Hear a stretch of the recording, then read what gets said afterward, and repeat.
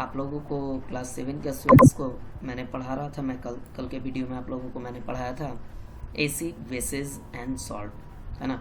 आज हम लोग इसी को फिर आगे करेंगे। तो आप लोगों को पता होगा कि 1 पेज इसका मैंने आपको पढ़ा दिया था, है ना। आज उसके आगे हम लोग पढ़ने वाले हैं। तो सेकंड पेज में जो सबसे पहले लिखा हुआ है, कल जो मैं थोड़ा सा पढ़ाया था, मैं उसको भी रिकैप करवा दे रहा हूँ। ये है टर्मरिक एज इंडिकेटर, आप लोगों के स्क्रीन पे आपको दिखाई दे रहा होगा। लिखा हुआ है turmeric as indicator. Turmeric is also another indicator, natural indicator. आप लोगों को आपके स्क्रीन पे दिखाई दे रहा होगा कि टर्मरिक जो है वो क्या है, एक नेचुरल इंडिकेटर है। Turmeric is a bright yellow powder obtained from A plant. Turmeric जो होता है ये येलोइश कलर का एक प्लांट से पाया जाता है ना। टर्मरिक इज कॉल्ड हल्दी इन हिंदी। टर्मरिक को हिंदी में हल्दी कहा जाता है। आप लोगों को पहले से भी पता होगा, आप लोग नॉर्मली इसको घर में भी अपने देखते आ रहे हैं। फिर यहाँ पे लिखा हुआ है कि turmeric contains a yellow die, है ना। टर्मरिक का जो रंग होता है वो कैसा होता है, येलो कलर का होता है। टर्मरिक टर्न्स रेड इन बेसिक सॉल्यूशंस। टर्मरिक को, हल्दी को अगर आप डाल देते हैं बेसिक सॉल्यूशन में, किस में डाल देते हैं, बेसिक सॉल्यूशन में, तो इसका कलर कैसा हो जाएगा, वो हो जाएगा रेड। लिखा हुआ turmeric is used as indicator in the form of turmeric paper. Turmeric का इस्तेमाल जो है किया जाता है कैसे, तो इंडिकेटर के रूप में किया जाता है। कैसे, तो टर्मरिक पेपर में कन्वर्ट करके। यहाँ लिखा हुआ turmeric paper is yellow in acidic solution. Turmeric paper को अगर आप एसिड में डालते हैं, एसिडिक सॉल्यूशन में डालते हैं, तो उसका कलर कैसा रह जाएगा, उसका कलर रह जाएगा येलो कलर का रह जाएगा। तो ये सारी चीज़ें हैं, है ना।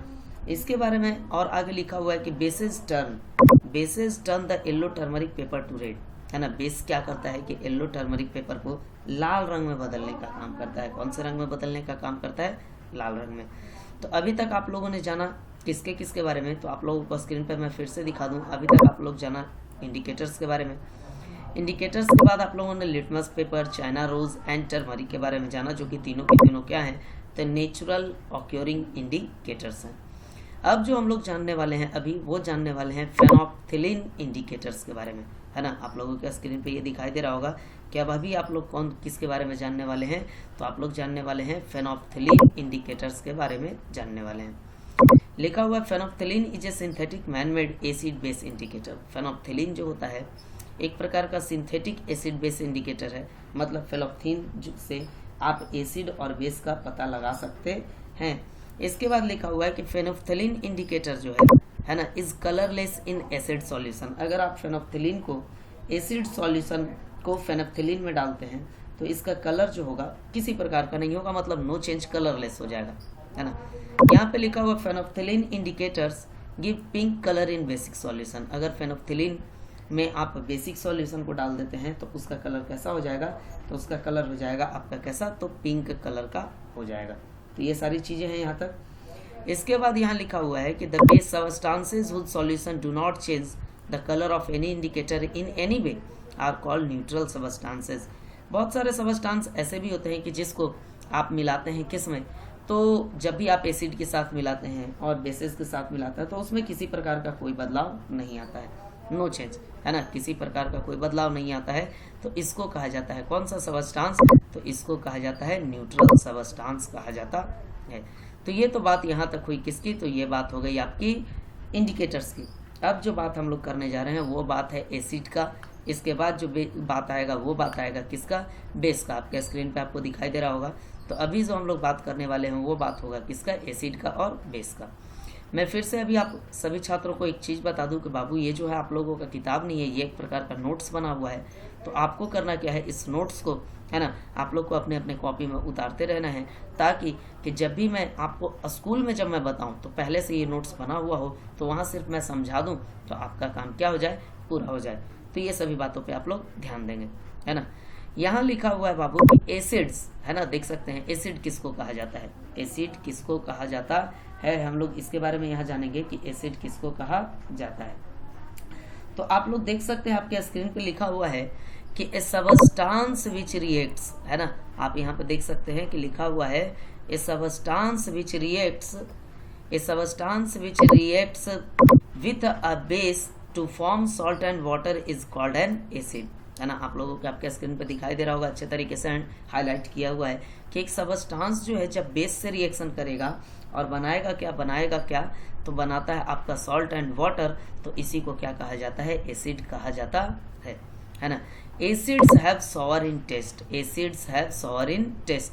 एसिड का जो आपका टेस्ट होता है वो कैसा होता है, खट्टा होता है ना। लेकिन याद रखिएगा सारे एसिड्स को चेक नहीं किया जाता टेस्ट करके, कुछ एसिड्स ऐसे भी होते हैं जो बहुत खतरनाक होते हैं, आप उनको टेस्ट करने का प्रयास कीजिएगा तो आपको होगा नुकसान, है ना। फिर यहाँ पे लिखा हुआ है acids turn blue litmus to red. Acid में अगर ब्लू लिटमस पेपर पर आप एसिड को गिरा देते हैं, ब्लू लिटमस पेपर पे अगर आप एसिड को क्या कर देते हैं, गिरा देते हैं, तो हो क्या जाएगा कि यहाँ पे एसिड को गिराइएगा तो उस ब्लू लिटमस पेपर का जो कलर होगा वो कन्वर्ट कर जाएगा किस में, तो वो कन्वर्ट कर जाएगा रेड कलर में। फिर यहाँ पे देख सकते हैं आप लोगों के लिए कुछ एग्जाम्पल है लिखा हुआ, जैसे में एसिटिक एसिड है ना, सिट्रिक एसिड है, हाइड्रोक्लोरिक एसिड है, सल्फ्यूरिक एसिड है। एसिड जो होता है बाबू, अगला टॉपिक है कि एसिड जो होता है दो टाइप का होता है। जनरली एसिड कितने टाइप का होता है, तो दो टाइप का होता है। पहला होता है ऑर्गेनिक एसिड और दूसरा होता है मिनरल एसिड। आप लोग देख सकते हैं आपके स्क्रीन पे दिखाई दे रहा होगा कि पहला जो होता है वो होता है कौन सा, तो पहला होता है आपका ऑर्गेनिक एसिड और दूसरा होता है कौन सा, तो वो होता है basic acid.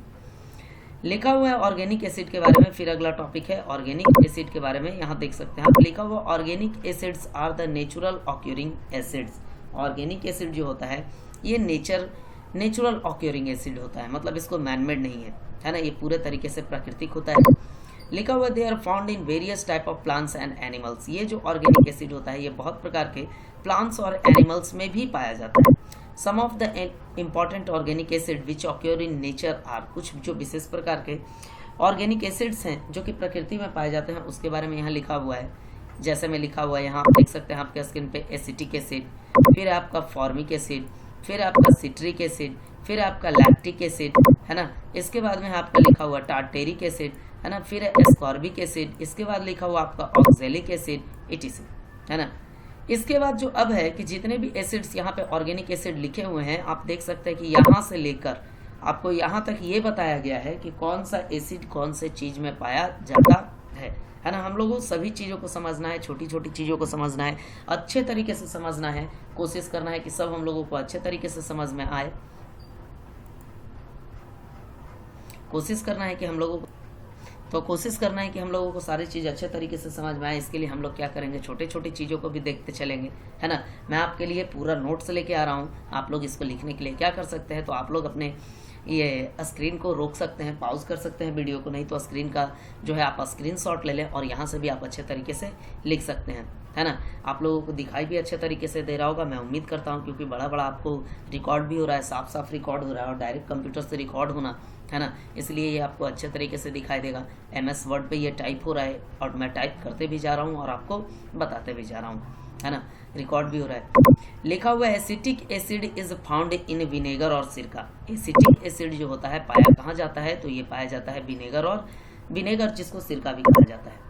Vinegar is used as preservative of foods. Vinegar का इस्तेमाल जो है भोजन को सुरक्षित करने के लिए किया जाता है। Vinegar is used as preservative of foods. आप लोगों का स्क्रीन पे अच्छे तरीके से ये दिखाई दे रहा होगा मैं जो भी लिख रहा हूँ यहाँ पे, है ना। तो आप लोग क्या करेंगे, इसको बस अच्छे तरीके से देखते जाएंगे और अच्छे तरीके से अपनी कॉपी पे उतारते जाएंगे। अगला लिखा हुआ formic acid is present in ants sting. लिखा हुआ फॉर्मिक एसिड कहाँ पाया जाता है, तो चींटी जब आपको काटता है ना, तो चींटी के काटने में ही, है ना, फॉर्मिक एसिड होता है उसमें। The sharp pain caused by the sting of an ant is due to the formic acid pushed into a skin during the sting. लिखा हुआ है कि ये जो होता है कभी कभी जब चींटी हमको काटता है तो बहुत असह्य दर्द होता है, और ये दर्द होता है किसके कारण, तो ये दर्द होता है फॉर्मिक एसिड के कारण।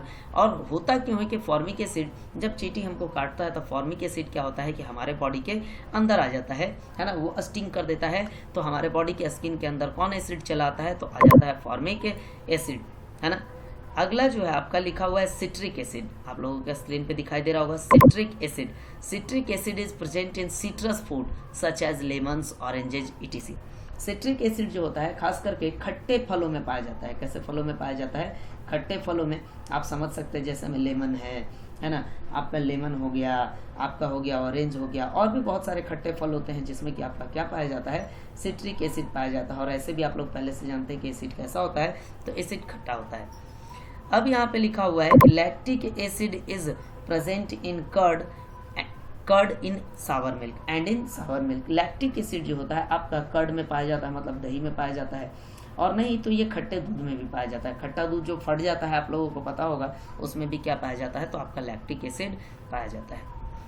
लिखा हुआ है tartaric acid is present in tamarind, जिसको इमली भी कहा जाता है ना, टमरिंड जिसको इमली भी कहा जाता है, अनराइप ग्रेप्स है ना, unripe grapes and unripe mangoes.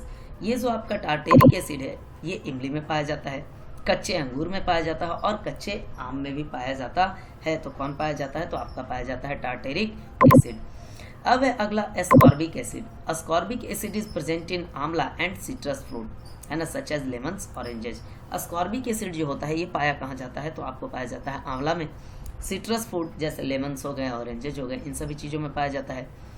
Ascorbic acid is commonly known as vitamin C. Ascorbic acid को हम लोग जो है कॉमनली सामान्य तौर पे इसके नामों को जानते हैं किससे, तो हम लोग जानते हैं विटामिन सी के नामों से। अब है अगला आपका oxalic acid. Oxalic acid is present in spinach, जिसको पालक भी कहा जाता है। ऐसे हम लोग इसको स्पाइनेक पढ़ते हैं, लेकिन रियल में इसका प्रोनाउंसिएशन जो होता है वो होता है स्पाइनेच है ना। तो ऑक्सैलिक एसिड जो होता है वो पाया जाता है कहाँ, तो वो पाया जाता है स्पाइनेक में पाया जाता है ना, पालक में पाया जाता है। तो ये था आपका कुछ ऑर्गेनिक एसिड जिसके बारे में आपको बहुत सारा लिखा हुआ था कि कौन कहाँ पाया जाता है, इसके बारे में मैंने बताया है ना। अब आगे जो हम लोग पढ़ने वाले हैं वो अभी इसी बुक के इसी लेसन के बहुत सारे टॉपिक्स हैं। जैसे यहाँ देखिए आप लिखा हुआ है कि ऑर्गेनिक एसिड और naturally occurring acids are weak acids है ना। ये जो ऑर्गेनिक एसिड्स होते हैं ये वीक एसिड्स होते हैं, और वीक एसिड्स होने के कारण ही it is not harmful to eat or drink substances containing naturally occurring acids in them। इसी के कारण इसको खाना या पीना खतरनाक नहीं होता, हानिकारक नहीं होता है ना। कुछ देर पहले मैंने बोला था, यहाँ पे देखिए लिखा हुआ था कि acids have sour in taste. तो मैंने बोला था कि एसिड जो होता है कैसा होता है, तो खट्टा होता है, लेकिन इसका मतलब ये नहीं कि सारे के सारे एसिड्स को हम खा के देखें, टेस्ट करके देखें, क्योंकि कुछ एसिड्स ऐसे भी होते हैं जो बहुत हार्ड होते हैं। जैसे ही आप अपने टेस्ट ऑर्गन पे उसको रखिएगा तो क्या होगा कि वहाँ से आपका टेस्ट ऑर्गन को वो जला देगा है ना। तो चलिए अब देखते हैं यहाँ से मिनरल एसिड के बारे में। मिनरल एसिड लिखा हुआ है, यहाँ पे लिखा हुआ है यहाँ से कि the acids prepared from the minerals. यहाँ देखिए मिनरल्स का स्पेलिंग गलत है ना, तो आप देख सकते हैं, अब मैंने सुधार दिया इसको। तो यहाँ पे आपका लिखा हुआ है कि the acids prepared from the minerals of the earth are called mineral acid है ना। वैसा एसिड जो कि मिनरल्स की सहायता से, जो आपके अर्थ में से मिनरल्स निकलते हैं उसकी सहायता से तैयार किया जाता है, उसको क्या कहा जाता है, तो कहा जाता है उसको आपका मिनरल एसिड कहा जाता है ना। इसके बाद लिखा हुआ कि mineral acids are manmade acid. Mineral acids are the manmade acid, मतलब मिनरल एसिड को तैयार किया जाता है मिनरल्स की सहायता से है ना, इसीलिए इसको मैनमेड एसिड भी कहा जाता है। यहाँ पे आप देख सकते हैं इसको क्या कहा जाता है, तो मैनमेड एसिड भी कहा जाता है। अगला है mineral acids are also known as laboratory acid because they are used in the science laboratory to perform experiments है ना। मिनरल एसिड को जो है प्रयोगशाला अम्ल भी कहा जाता है ना। कहने का मतलब है कि लेबोरेटरी एसिड्स भी कहा जाता है, क्यों, क्योंकि इसका इस्तेमाल जो होता है प्रयोगों को करने में होता है, एक्सपेरिमेंट्स को करने का होता है। लिखा हुआ है the 3 most common mineral acids are. 3 जो मुख्य कॉमन एसिड्स हैं मिनरल्स का वो कौन कौन है, तो यहाँ पे आपके स्क्रीन पे दिखाई आपको दे रहा होगा, hydrochloric acid, sulphuric acid and nitric acid है ना। अब लिखा हुआ है यहाँ पे कि concentrated mineral acids are very dangerous. Concentrated mineral acid जो होता है वो बहुत ज़्यादा क्या होता है, खतरनाक होता है। आप लोग यहाँ पे देख सकते हैं लिखा हुआ है। अब कॉन्सेंट्रेटेड का मतलब मैं बता दे रहा हूँ क्या होता है। वैसा सॉल्यूशन जिसमें एसिड का मात्रा बहुत ज़्यादा हो उसको हम लोग कहते हैं कॉन्सेंट्रेटेड मिनरल एसिड। लिखा हुआ all the acids can be divided into 2 groups. Acids को 2 ग्रुप में बांटा गया है। एसिड्स को कितने ग्रुप में बांटा गया है, तो सिर्फ और सिर्फ 2 ग्रुप में बांटा गया है। पहला ग्रुप है किसका, तो पहला ग्रुप है आपका स्ट्रॉन्ग एसिड का, और दूसरा ग्रुप है आपका कौन, तो दूसरा ग्रुप है आपका वीक एसिड का। आप लोग यहाँ पे देख सकते हैं पहला ग्रुप है आपका किसका, तो स्ट्रॉन्ग एसिड का, और दूसरा ग्रुप है किसका, तो आपका है वीक एसिड का। यहाँ लिखा हुआ है कि hydrochloric acids, sulphuric acids and nitric acids are strong acid. ये जो 3 एसिड्स का नाम यहाँ पे लिखा गया है, hydrochloric acid, sulphuric acid and nitric acid, ये जो होते हैं बहुत ज़्यादा स्ट्रॉन्ग एसिड होते हैं, ये जो बहुत ज़्यादा क्या होते हैं, तो स्ट्रॉन्ग एसिड्स होते हैं, है ना। इसके बाद नीचे लिखा हुआ है कि acetic acid, formic acid, citric acid, tartaric acid, carbonic acid, ETC are weak acids. ये जो है एसिटिक एसिड है, फॉर्मिक एसिड है, सिट्रिक एसिड है, टार्टेरिक एसिड है, कार्बोनिक एसिड है, ये सब जो होते हैं वीक एसिड्स होते हैं। वीक एसिड्स कहने का मतलब कि इनका जो पावर होता है ये कम होता है और इसके कारण आप इसको खा भी पाते हैं, है ना। तो ये तो बात हो गई आपका एसिड का। अब बात आया एसिड रेन का, जिसको अम्ल वर्षा भी कहा जाता है। लिखा हुआ the rain which contains a higher level of acid than normal is called acid rain, है ना। वैसा रेन जिसमें कि सामान्य तौर से ज़्यादा एसिड का होता है मात्रा, है ना, उसको हम लोग कहते हैं क्या, तो एसिड रेन कहते हैं। अब सवाल आया कि एसिड रेन का कारण क्या होता होगा, तो हम लोग उसको भी देख लेते हैं, आइए। तो यहाँ आप देख सकते हैं आपके स्क्रीन पे लिखा हुआ है कारण भी कि acid rain is caused by the acetic acid, acetic gases like sulphur dioxide, nitrogen dioxide, carbon dioxide which are released into the air as pollutants during the burning of various types of fuels। Acid rain जो होता है cause होता है किसके कारण, तो acetic गैसों के कारण। किसके कारण, तो एसिटिक गैसों के कारण होता है, जैसे में आपका सल्फर डाइऑक्साइड है, नाइट्रोजन डाइऑक्साइड है, कार्बन डाइऑक्साइड है। ये सब जो होते हैं हवा में पॉल्यूटेंट्स के मुताबिक मिल जाते हैं, कब, जब आप बहुत डिफरेंट टाइप ऑफ फ्यूल्स जलाते हैं तब, और इसी के कारण एसिड रेन भी होता है। लिखा हुआ है कि sulphur dioxide gas dissolve in falling, sulphur dioxide, just a minute, hold down. लिखा हुआ है यहाँ पे कि sulphur dioxide gas dissolve in falling rain drops to form sulphuric acid. कह रहे हैं कि सल्फर डाइऑक्साइड अगर जब बारिश हो रही हो और सल्फर डाइऑक्साइड उसमें मिल जाए बारिश के पानी में, है ना, बारिश की बूंदों में, तो कौन से एसिड का फॉर्मेशन होता है, तो होता है सल्फ्यूरिक एसिड का फॉर्मेशन। यहाँ आप देख सकते हैं कि लिखा हुआ है कि nitrogen dioxide gas dissolve in rain drops to form nitric acid. Nitrogen dioxide gas अगर बारिश के पानी में मिल जाती है तो कौन से, किसका फॉर्मेशन होता है, तो फॉर्मेशन होता है आपका नाइट्रिक एसिड का। फिर लिखा हुआ carbon dioxide gas dissolve in rain drops to form carbonic acid. अगर कार्बन डाइऑक्साइड बारिश के पानी में मिल जाता है, बारिश के बूंदों में मिल जाता है ना, जिस दौरान बारिश होता है उस दौरान, तो इसका फॉर्मेशन किसका कर देता है, ये कर देता है कार्बोनिक एसिड का। मैं उम्मीद करता हूँ आपको मेरी बातें समझ में आ रही होंगी। अगला लिखा हुआ the presence of sulphuric acid, nitric acid and carbonic acid in rain water makes the rain water acidic. कहा जाता है कि अगर बारिश के पानी में आपका सल्फ्यूरिक एसिड, नाइट्रिक एसिड, है ना, या फिर आपका कार्बोनिक एसिड, इन तीनों में मिल जाता है, तो आपका बारिश का पानी जो बन जाता है वो पानी कैसा बन जाता है, तो एसिडिक हो जाता है। पानी कैसा हो जाता है, एसिडिक हो जाता है। यहाँ लिखा हुआ acid rain causes damage to aquatic animals like fish, trees, crop plants, metal structures, है ना, स्टोन बिल्डिंग्स एंड मोन्यूमेंट्स। लिखा हुआ है कि अगर एसिड रेन होता है तब, एसिड रेन होता है तब होता क्या है कि एक्वेटिक एनिमल्स को नुकसान पहुंचता है, जैसे मछली हैं और भी बहुत सारे एक्वेटिक एनिमल्स जो पानी में रहते हैं उनको नुकसान पहुंचता है, ट्रीज को नुकसान पहुंचता है, फसल वाले पौधे को नुकसान पहुंचता है, मेटल का अगर कोई स्ट्रक्चर होता है उसको नुकसान पहुंचता है, स्टोन वाले बिल्डिंग्स और पुराने पुराने मॉन्यूमेंट्स को भी नुकसान पहुंचता है। लिखा हुआ है यहाँ पे कि acid rain makes the water of lakes, pond, rivers to acidic due to which fish and other aquatic animals get killed. लिखा हुआ कि एसिड रेन जो होता है आपके तालाबों के पानी को, झीलों के पानी को, नदियों के पानी को एसिडिक बना देता है, जिसके कारण उसमें रहने वाले मछलियाँ, उसमें रहने वाले डिफरेंट टाइप ऑफ ऑर्गेनिज्म धीरे धीरे मारे जाते हैं। लिखा हुआ है acid rain eats up the leaves of trees gradually, है ना, while losing leaves the trees die. होता है क्या है कि जब कभी एसिड रेन होता है तब तो पौधे का पत्ता जो होता है एसिड रेन के कारण नुकसान हो जाता है और पौधे का पत्ता गिरने लगता है बहुत तेजी से, जिसके कारण पौधे की क्या हो जाती है, डेथ हो जाती है, मतलब पौधे डाई कर जाते हैं। Acid rain also damages crop plants in field. Acid rain अगर फसल वाले पौधे में गिर गया, फसल वाले खेतों में हो गया, तो फसल को भी नुकसान पहुंचाता है। लिखा हुआ acid rain damages the metal structure like steel bridges etc when it's fall on them. लिखा हुआ है कि एसिड रेन जब होता है तो मेटल का जो स्ट्रक्चर होता है, ठीक है, तो मेटल का जो स्ट्रक्चर होता है, तो इस दौरान होता क्या है कि आपका मेटल का स्ट्रक्चर जो होता है उसको नुकसान पहुंचता है, ठीक है। अब जो लिखा हुआ है कि acid rain damages the surfaces of buildings and monuments made of stone. Acid rain क्या करता है कि बिल्डिंग्स या मोनूमेंट्स जो स्टोन के बने हुए होते हैं उसको बहुत ज़्यादा नुकसान पहुंचाता है।